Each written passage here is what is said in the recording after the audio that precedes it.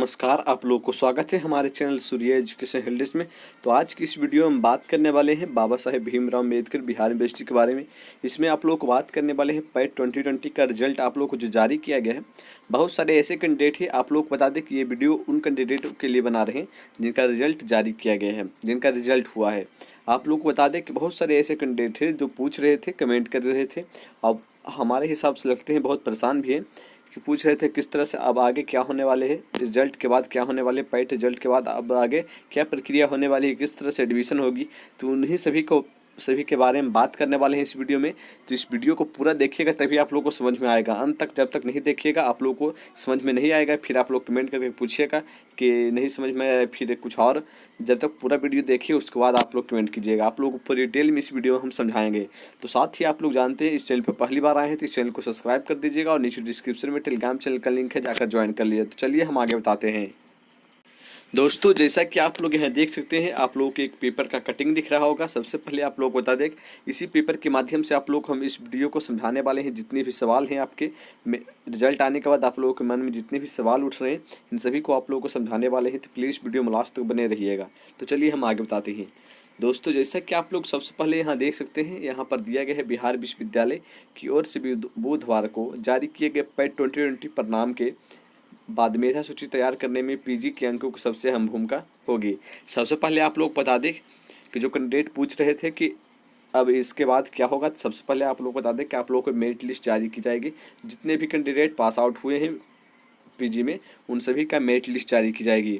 सबसे पहले आप लोग ये भी बता दें कि जितने सीटें थी पीएचडी में, उससे ज़्यादा कैंडिडेट पास आउट हुए हैं, इसलिए मेरिट लिस्ट जारी की जाएगी। उसी मेरिट लिस्ट के आधार पर आप लोगों को नामांकन होगा। अब बात रही कि आप लोगों का जो मेरिट लिस्ट है किस प्रकार से जारी होगी, किस तरह से आप लोगों का उसमें इंक्लूड किया जाएगा, किस तरह से किसको सबसे पहले लिया जाएगा, जिसका नंबर ज़्यादा है उसको पहले लिया जाएगा। तो इसके आगे हम बात करते हैं, तो वीडियो को लास्ट तक बने रहिए तभी आप लोगों को समझ में आएगा। तो दोस्तों, सबसे पहले तो आप लोग यहाँ देख सकते हैं, यहाँ पर दिया है संस्कार के बाद 100 अंकों के आधार पर विश्वविद्यालय की ओर से मेधा सूची जारी की जाएगी। आप लोगों को बता दें कि आप लोगों को 100 नंबर के आधार पर, 100 अंकों के आधार पर मेरिट लिस्ट जारी की जाएगी सभी कैंडिडेट का। सबसे पहले आप लोगों को यहाँ देख सकते हैं, और यहाँ पर दिया गया साक्षात्कार के बाद आप लोगों को मेरिट लिस्ट जारी की जाएगी। उसके बाद सबसे पहले यहाँ दिया है कुल 100 अंकों में से पीजी के 70 अंक जोड़े जाएंगे।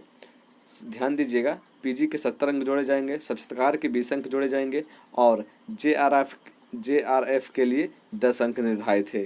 तो इस तरह से आप लोग को अंक निर्धारित है। आप लोग ध्यान दीजिएगा, पीजी के लिए 70 अंक, साक्षात्कार के लिए 20 अंक और जेआरएफ के लिए 10 अंक शामिल किए जाएंगे। अब बात कर लेते हैं, और इसमें फिर नीचे भी ये भी दिया गया है कि पैट और नेट उत्तीर्ण अभ्यर्थियों को 5 अंक दिए जाएंगे। यानी कि यहाँ पर ये कहा जा रहा है कि आप लोग जो कैंडिडेट पैट नेट उत्तीर्ण है अभ्यर्थी हैं, उनको 5 अंक दिए जाएंगे। तो आप लोग समझ चुके होंगे, जो पैट उत्तीर्ण किया है या फिर नेट में उत्तीर्ण है, उनका 5 अंक अलग से दिए जाएंगे। सबसे पहले यहाँ दिया गया पीजी में जिन अभ्यर्थियों को 80%, अब देखिए किसको कितना अंक मिलेगा, आप ध्यान दीजिएगा तभी आप लोग समझ में आएगा। जैसा कि हमने बताया कि पीजी में 70 अंक मिलेंगे, हाईएस्ट 70 अंक पीजी के लिए मिलेंगे। पीजी जो पास आउट किए हैं, पीजी में कितने मार्क्स हैं, उसके आधार पर आप लोग को अंक मिलेंगे। इस तरह से आप लोग को अंक मिलेंगे। जैसे कि यहाँ दिया गया पीजी में जिन अभ्यर्थियों को 80% है या उससे अधिक अंक प्राप्त हुए होंगे, यानी कि आप लोगों ने पीजी का एग्ज़ाम दिया ही होगा। तो पीजी के बिना तो आप लोग पीएचडी दिए नहीं होंगे। तो पीजी का एग्ज़ाम दिए हैं तो आप लोग को कितना परसेंटेज आप लोग को पीजी में आया है, उसके आधार पर आप लोग को 70 अंक जोड़े जाएंगे, अधिक 70 अंक जोड़े जाएंगे। अगर आप लोगों को 80% से कम मार्क्स है पीजी की बात करें, पीजी में 80% से कम मार्क्स है, तो आप लोगों को 70 अंक पूरा नहीं मिलेगा। इस बात को आप लोग ध्यान दीजिएगा। आप लोग अपना पीजी में देखिएगा कि आप लोगों को कितना मार्क्स है उसमें अगर कम मार्क्स है तो आप लोग को 70 के 70 अंक नहीं दिए जाएंगे, आप लोगों को और कम अंक दिए जाएंगे। अब बात कर लेते हैं, यहाँ पर दिया गया जोड़कर मेधा सूची तैयार की जाएगी। इसके बाद साक्षात्कार और पैट या नेट के अंक जुड़ेंगे। यानी कि इसके बाद आप लोगों को किसका अंक जुड़ेंगे, साक्षात्कार और पैट और नेट के।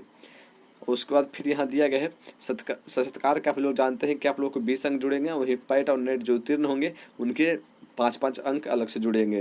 तो इस तरह से उनका जुड़ेंगे। उसके बाद फिर यहाँ दिया गया है और ये भी आप लोगों को मालूम होगा कि आप लोगों को JRF के लिए भी अलग से 10 अंक जुड़े जाएंगे। तो सबसे पहले तो आप लोग समझ चुके होंगे कि आप लोग कितने अंक किस आधार पर जोड़े जाएंगे। तो आप लोगों को जैसे कि यहाँ पर जैसे कि दिया गया है कि 80% परसेंटेज जिनका PG में उनका 70 के 70 अंक जोड़े जाएंगे या उससे अधिक।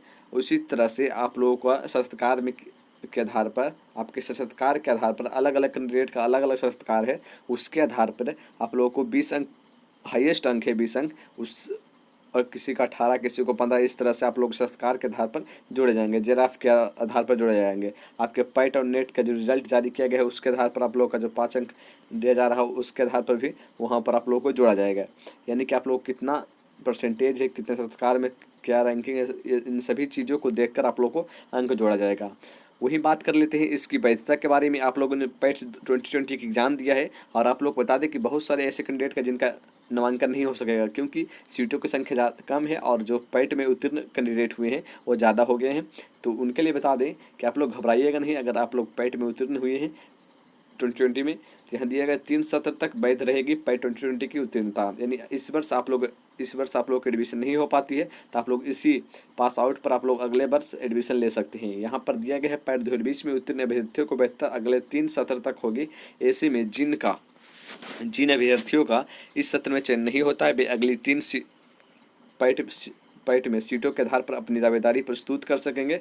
उन्हें पैट परीक्षा में शामिल होना नहीं पड़ेगा, यानी कि उनको पैट परीक्षा में शामिल होना नहीं पड़ेगा। सिर्फ साक्षात्कार के लिए के आधार पर उनका चयन हो सकेगा, यानी उनका साक्षात्कार के आधार पर ही चयन हो सकेगा। यानी कि आप लोग घबराइएगा नहीं कि हमने इस वर्ष पास आउट किया है और मेरा एडमिशन नहीं हो पाया है तो ये रद्द हो जाएगा, फिर से हमको एग्ज़ाम देना पड़ेगा पैट का। तो ऐसा नहीं है।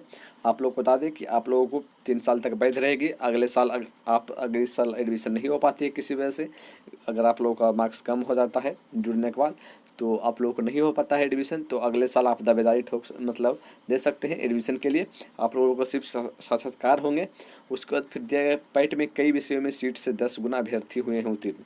यानी कि जैसा कि हमने बताया कि बहुत सारे ऐसे विषय हैं जिसमें जो सीटों की संख्या है उससे 10 गुना ज़्यादा अभ्यर्थी सफल हो चुके हैं, जिसके वजह से 9 गुना अभ्यर्थी को तो एडमिशन नहीं होगा, जितना सीटें उतनी ही एडमिशन होगा। इसलिए हम बता रहे हैं कि आप लोगों को अगले सत्र में, अगले साल में आप लोगों को इसमें दावेदारी एडमिशन के लिए ले सकते हैं। आप लोगों को 3 साल के लिए ये वैध रहेगा। और आप लोगों को अगले साल, इस वर्ष नहीं होता तो अगले साल जरूर एडमिशन हो जाएगा, क्योंकि प्राथमिकता उसी को सबसे पहले दी जाती है जो आप लोग पहले पास आउट हो चुके हैं। इसलिए तो आप लोगों को अगले साल, इस वर्ष नहीं होगा तो अगले साल हो जाएगा।